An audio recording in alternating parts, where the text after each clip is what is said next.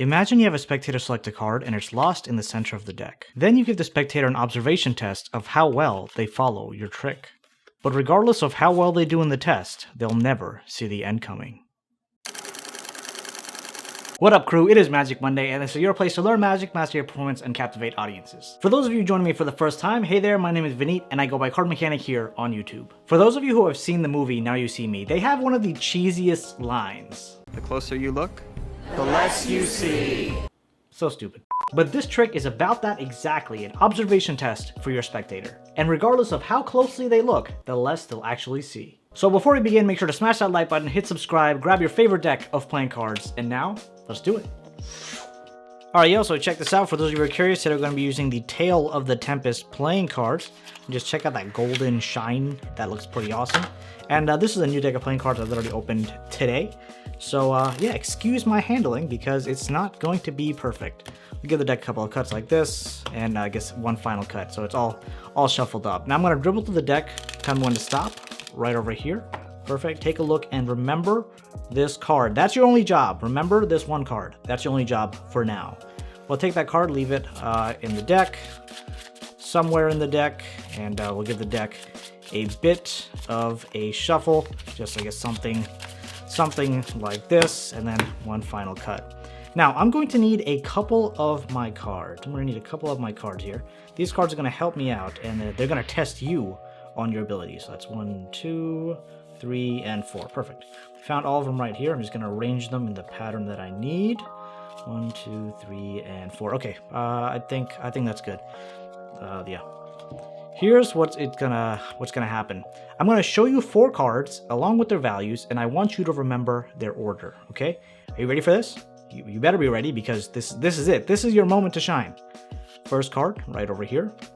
Red 4. Remember that. Red 4. Second card we're gonna take out. Black 4. Okay, you rate me so far. Red 4, black 4. The next one's gonna be a bit trickier. Black 4, and the last card is a red 4. So do me a favor, can you repeat the order? Red 4, black 4, black 4, red 4. If you said that, you are correct. If you did not, you want to pay attention because now this is the main test. The first one was just a trial. This is the main test. I want you to do your best and follow along as best as you can. All right, just a little bit of a shuffle. I'm going to try this out one more time. First card.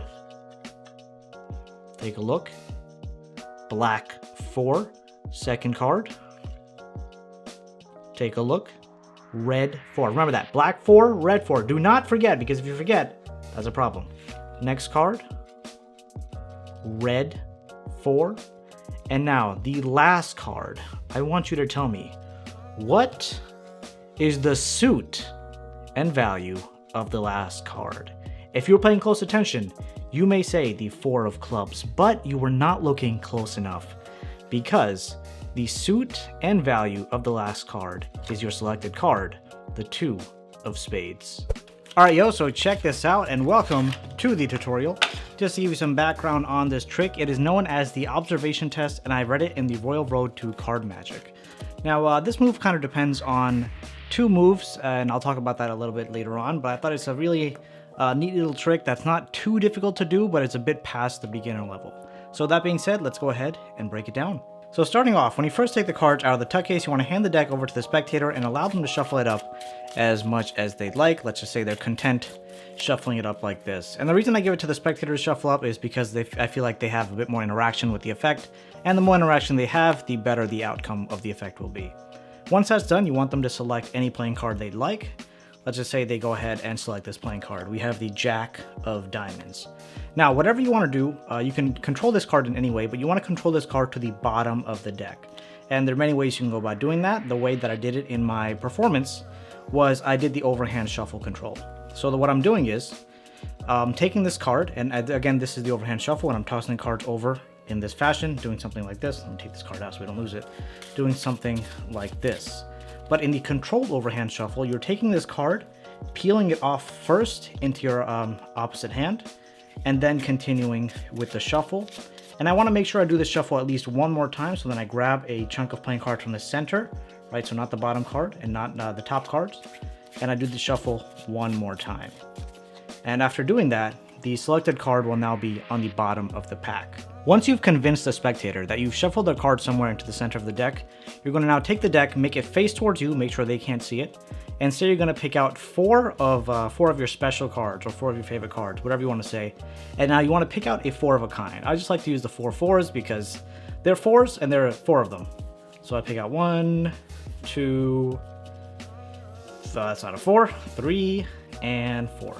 I take these cards now and I put them on the face of the deck like this, right on top of that jack, or on top of the spectator selected card. Now here what you want to do is, when you're doing this, you want to grab off this packet of 5 cards, but you don't want to make it seem super obvious that you're, taking the bottom, I guess an extra bottom card as well. So what I like to say is I'm going to arrange my special cards in a certain order. And as I'm arranging, it makes sense that they're seeing cards moving here on the bottom. And as I arrange it into the order that I want, I just do red, black, red, black, red, red, black, red, black. And then once I square up, I have my pinky and ring finger kind of break underneath that jack of diamonds, or their selected card. Square everything up, take the deck, put it away, and make sure that these cards are all square. And this is pretty much what you're going to need to continue with the rest of the trick. From this point on, the move you're going to be dependent upon is known as the bottom glide. And there are many ways of doing the bottom glide. The original method that's taught, and I guess this is how the bottom glide looks. Let me actually pick out a couple of cards here. Let's say the spectator had selected the Jack of Hearts, right? And we make it second to the bottom. The way the bottom glide works is you're holding the pack of cards like this, horizontally in your dominant hand, and you show the spectator, there's the there's the 6 of diamonds. And again, in this situation, their selected card is Jack of Hearts. So you show Jack of Diamonds.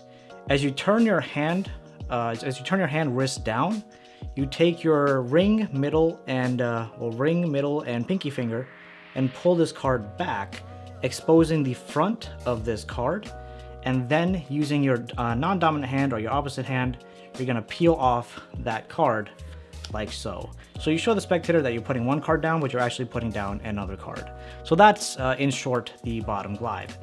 The way that I like to do it is, instead of doing it holding the pack of cards this way, I feel like it is a bit weird because I usually hold the cards like this. So instead of doing it this way, the way I do it is I can show the spectator 6 of diamonds. These 3 fingers, same 3 fingers, middle, ring, and pinky finger. Shift this over to the side like so. I grab with my pinky and ring finger, shift it over to the side, and then I can pull out that card. So from the front, or from the spectator's view, it just looks like you're taking the bottom card and putting it down. So whichever method you prefer, you can pretty much go with that. But now, back to the trick. So the way that we have the cards arranged, you have the 4 aces on the bottom, and then on top you have the spectator selected card, which is the Jack of Diamonds. And you tell the spectator this is going to be an observation test. And the way you're doing this now is, again, the grip you want, either like this or like this for the bottom glide. And I'm just going to be doing it like this because I find that more comfortable. You peel off the bottom card. And the way I peel it off is I hold the sides like this.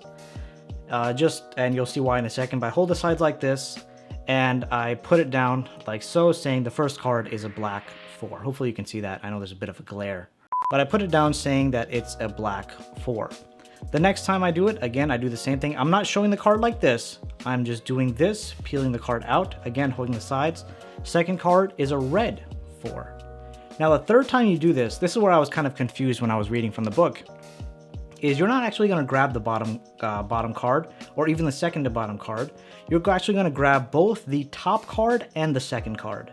So you're going to do the bottom glide, right, like this. You're going to do the bottom glide, and you're going to grab the top 2 cards, because now the top 2 cards will be exposed. You grab the top 2 cards, and then you put that down. You want to make sure you're handling this as a single card, and that's why I had you hold it before like this from the side, so the cards don't split. And put it down carefully so the cards don't split, and you say that's a red 4. And then you can take that last card, again, hold it by the sides. You want to keep things very consistent. Put that down as well.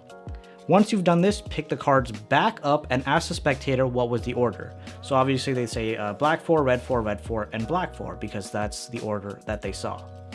Now here is you're gonna mix up the packet and tell the spectator that was only a trial run. Let's try it one more time. This is gonna be the real deal.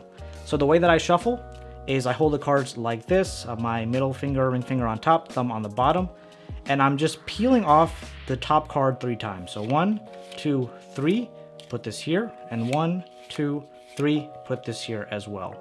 And what this has pretty much done is it kept the order of the deck exactly the same, and we want to keep the spectator selected card in the 3rd position, so right in the center between all the 4 4s. Put that right there. And obviously the spectator doesn't know you have 5 cards or where their selected card is. They still think that it's in the deck. But you do that, right? So 1, 2, 3, 4, 1, 2, 3, 4, and you are all set and ready to go after you pick the cards up. And now you're going to repeat the exact same process. So you show the spectator, there's a black 4, then you show the spectator, there's a red 4. You're going to do the bottom glide, grab the top 2 cards, tell the spectator that's a red 4. And then you're going to take the last card, keep it face down, and put it on the table. And you tell the spectator, okay, hopefully you were paying close attention, and then as I'm doing that, or as you're asking them a question, you lift this up, put it back on top of the deck, and you can even give the deck a cut because we kind of want to lose those playing cards. You ask the spectator, what is the suit and value of this playing card? So obviously they know the value is 4 because that's pretty much all they've seen. And they're going to say that the value was, I completely forgot. Yeah, I completely forgot. But the point is, the spectator is probably only going to remember the color and not the suit. So now you have their brain thinking on, oh, what's the suit of this playing card?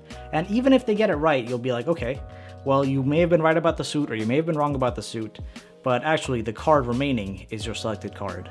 In our case, the Jack of Diamonds. Definitely a great trick to have some fun with your spectator, and I've seen that effects where a random card is swapped out with the spectator selected card perform super well and get some great reactions. So definitely go ahead and try it out. If you want to check out another card trick similar to this one, click on that video to your left. And if you want to help support this channel and everything I do, check out my Patreon. The link to that will be right below me. It'll truly mean a lot.